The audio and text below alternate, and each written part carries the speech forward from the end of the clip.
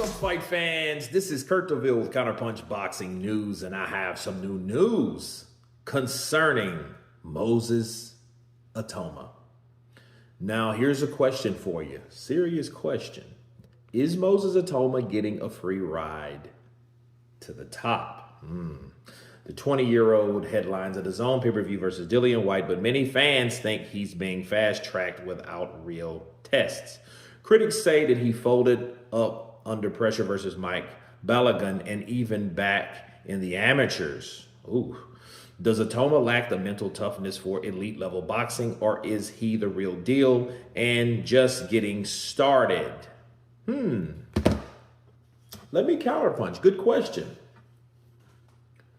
Here's the problem, and I'm trying to get everyone to understand this, whoever would listen to me, that Moses Itauma is being fast-tracked, and I think he's being pressured and expected to do something based on the hype. Based on what? Nothing. The only thing that you can base his performances on is what he's done before. Well, how many times can you get rich or piggyback off of yesterday's accomplishments? You know, how are you going to make money off of yesterday's hustle? In other words, how will you show people that you're good if they only seen what you've done with someone that, or some people that are not really that? They're not on the level. See, Moses fighting Dempsey McKean, I think it was good because he just looked a lot better than the last person that fought Dempsey McKean. Was it spectacular? No. Was it impressive? Yes. But what does it warrant in comparison to contender status? Nothing. Does it prove that he could become one? Yeah, potentially become a good contender. But the way they're pushing him, I don't feel it's fair to him. It's not fair to his growth. It's not fair to his mental health or wealth or anything. Because what could happen with him, they push him into a fight like this Dillian White fight.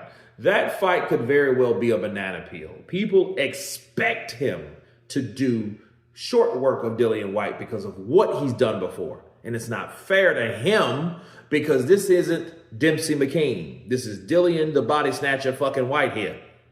And if Dillian, then think about Dillian White for a minute.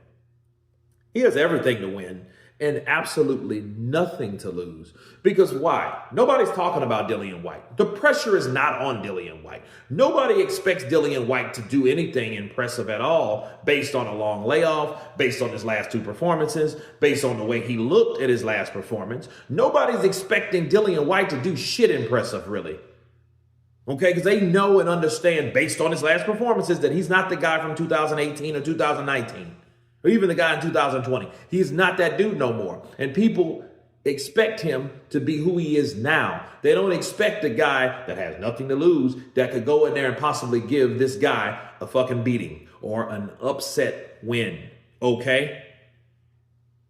They don't expect that. They expect Moses to do what they've seen Moses do because seeing is believing. I keep telling people that. People see one fight with a fighter and they think that he can duplicate that same performance with each and every other challenge. And that's absolute bullshit. That is not the truth. The truth of the matter is Moses is going in there with a guy that has experience, has been in there with AJ and Povetkin and Parker and, you know what I mean, and all these other guys that he's fought and challenged because he has and had the best resume in the division at one point. Okay, so you think you're going to go in there and do what you did with Dempsey McKean, you may be in for a rude awakening. So saying all that to say this about Moses Itauma, is he getting fast-tracked? I think that's not even really the way you should word it. I think he's actually being pressured into doing something that they expect him to do based on the opposition that he's done before, which is not fair because that's not the same opposition. That's the problem. And if they make the mistake with Moses Itauma, it'll be the mistake of their own. And then they'll understand, like, damn, maybe we did fast track him and maybe we did force him. You know what I mean? But to be pragmatic, they are fast tracking him. They're fast tracking him due to expectation. They expect him to do what he did before or lately. You know what I mean? And they don't realize, and I don't know how and why they would have a casual mindset of how they feel that he should do Dillian White. Oh, is he the real deal? Well, we don't know. Most importantly, you don't know. But we're all going to find out under the lights in the squared circle. We're going to see what happens with Moses Itauma when he does get hit. We're going to see what happens when he does get challenged or truly pressured. You know, we're going to see what happens when he can't counter and quickly land that shot to end the night like we've been seeing him. We're going to see him past a certain amount of rounds. We're going to see Moses Itauma and everything that he can do. And I have all the high hopes for Moses Itauma, but what it is, they're pretty much building him up to be something that he hasn't been proven yet. You know what I mean? And I think that's pressure that I think he's a cool, strong-minded dude based on no damage. Why wouldn't he be confident? He ain't got chinned. Nobody ain't showed Moses something that made him worry or made other people worry or gave people doubt. He's just been knocking people out. Bars. That's the truth. So until we see adversity from Moses Itauma, me personally, I don't expect much from him. But unfortunately, the people that are in control of him expect everything from him. But you guys tell me what you think about Moses Itauma, and the question being, is he being fast-tracked without getting tested? He's going to be tested, and we're all going to see it. Of course, please subscribe, like, and share. And you guys been Counterpunch.